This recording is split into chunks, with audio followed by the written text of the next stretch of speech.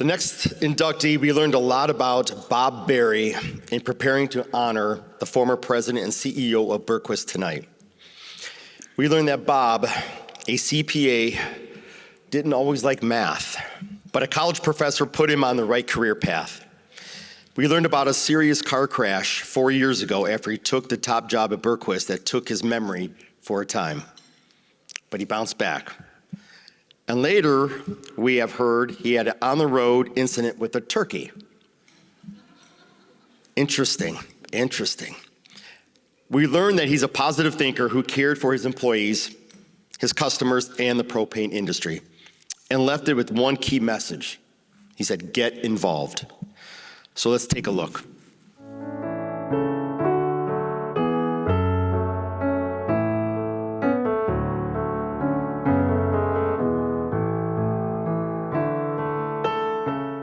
From his early days growing up in Ann Arbor, Michigan, to leading wholesale propane equipment distributor Berquist in Toledo, Ohio, Bob Berry established a set of values that would guide his personal and professional lives. Bob never planned on turning a part-time controller role at Berquist into a full-fledged propane industry career after his father-in-law, Larry Hinckley, bought the company in 1986. Bob thought public accounting was more his lane. But there was something special about working for the patient and knowledgeable Hinckley, and something special about the propane industry that Bob could not pass up. Nearly 10 years later, in 1995, Bob took the reins as president and CEO of Berquist, and with his wife Linda, a propane force in her own right, gained ownership in the company. It was in this role that Bob would excel as a leader, impart his generous ways on those around him, and begin to define his overall impact on the propane industry. From the outset, Bob held a strong belief that employees should participate in the industry that allows them to make a living. What improves the industry, he believed, helps everyone. He set the example by volunteering to serve on the audit committee of the National Propane Gas Association.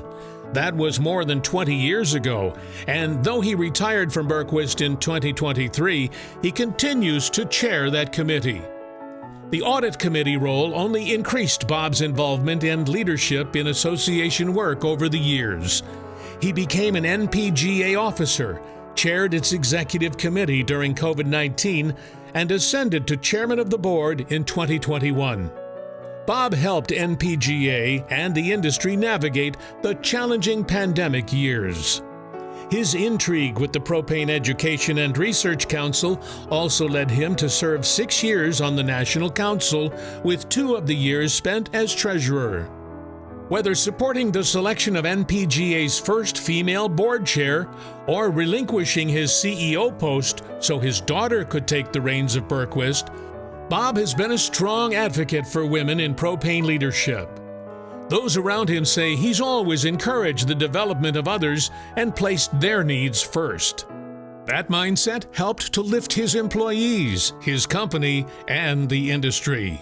You could say 2026 is a milestone year for Bob Berry. He will turn 70 in May. He and Linda will celebrate 50 years of marriage in August. But first, tonight, he becomes an LP Gas Hall of Famer.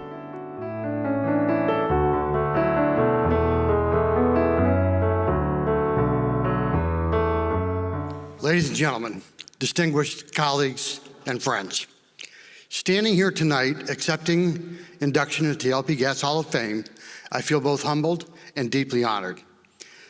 My gratitude begins with my partner in life, Linda, who has been a source of emotional strength and intellectual curiosity throughout our 50-plus years together.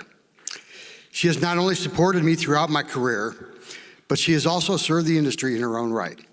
Linda has been an active member of the NPGA Scholarship Committee for 25-plus years and was instrumental in starting the Corporate Partners Program, bringing new money into the Scholarship Foundation.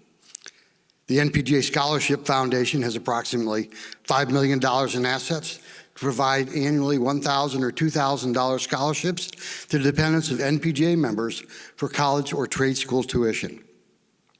In 2025, the NPGA Scholarship Foundation awarded 117 scholarships in the amount of $174,000.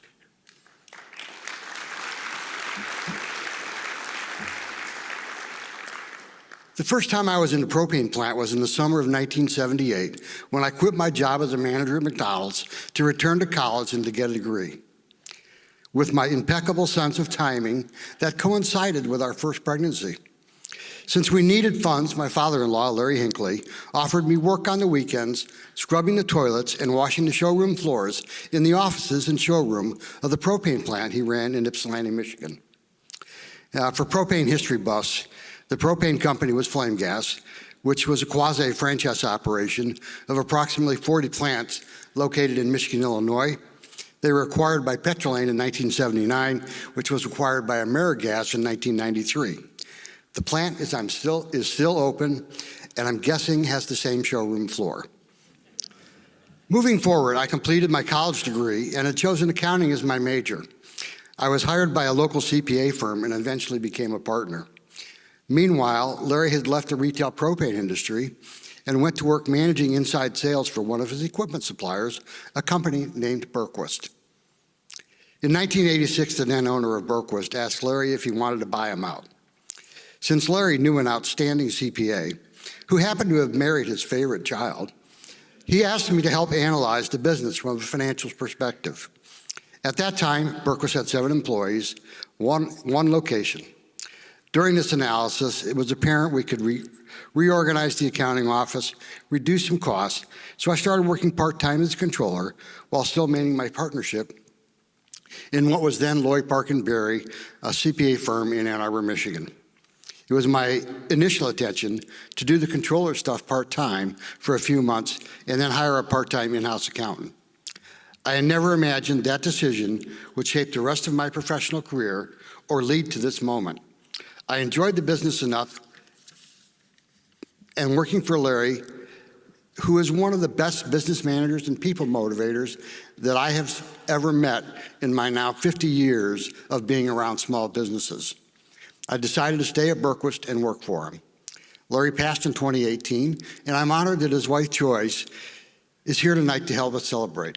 Joyce brought her 3 daughters with her, 3 other daughters with her, Pam, Diane, and Kristen. Changing subject, liquid gas, I'm using the new descriptor for propane, has always been more than a fuel. It's a force that keeps communities warm, businesses moving, farms thriving, and families safe during the most challenging hours. It connects people across towns, across generations, and across the ever-evolving landscape of energy. To be recognized among the individuals who have helped shape that story is something I carry with great pride. I'm now thankful for the individuals I've worked for over the years. Brilliant engineers, tireless employees, safety advocates, and leaders who believe that progress happens when we aim higher and work together. Every achievement attributed to my name belongs just as much to them. This industry does not move forward on the actions of one person. It advances through the determination of many in the propane community. I want to recognize the mentors who challenged me, the colleagues who inspired me, and the customers who trust drove me to keep raising the bar. A significant mentor whom I mentioned earlier was my father-in-law. A core value for Larry was do the right thing. Larry was a man who could always see the upside to any situation. He began his work life at a small propane plant in Michigan, which evolved into owning a small propane equipment distributor. His influence is woven through every step that brought me to this stage. Other mentors in my life include Morris Lawrence, who was my music teacher in grade and high school. Dr. Lawrence, a University of Michigan musical school graduate, born and raised in New Orleans, included everyone in his effort to bring music into our lives. It did not matter your talent level. Some, like me, had none.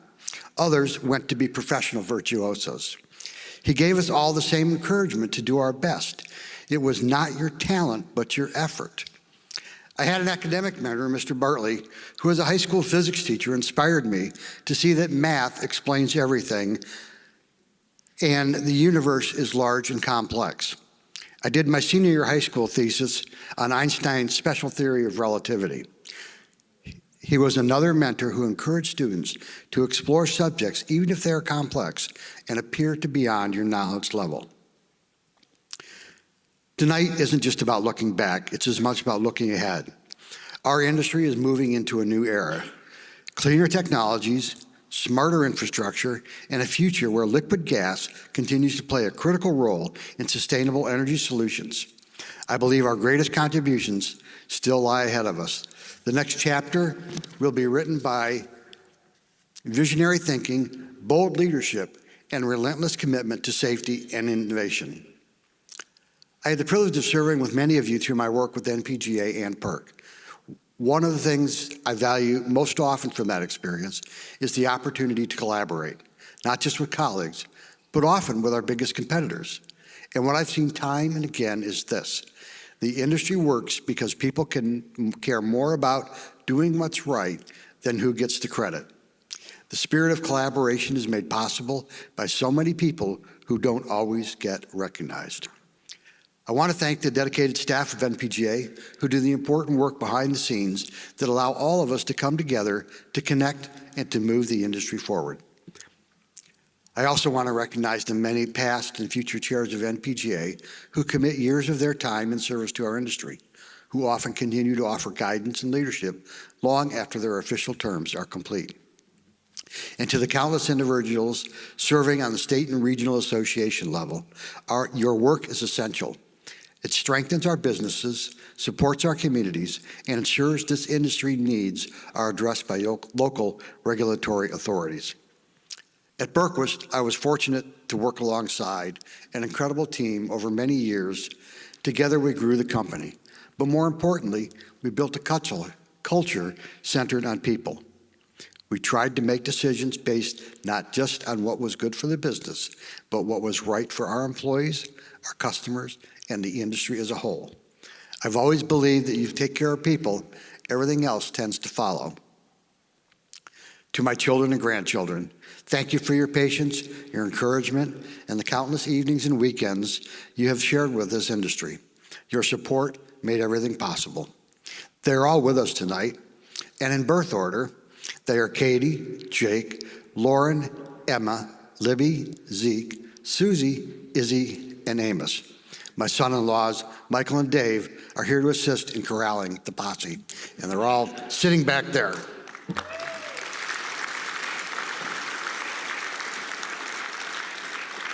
I also want to thank the many colleagues, members, and friends I've had the opportunity to work with. This recognition belongs just as much to you as it does to me. Congratulations to Mr. Armitano, Mr. Gagny, and Mr. Sheehan for their inductions to the Hall of Fame this evening. And finally, to the LP Gas Hall of Fame Committee, thank you for this extraordinary honor. I accept it with gratitude, with humility, and with new dedication to the work ahead. I would also like to make a toast, and I don't have a glass, but I'll pretend. Here's to the past that shaped us, to the present that drives us, and the future we'll build together. Cheers and thank you.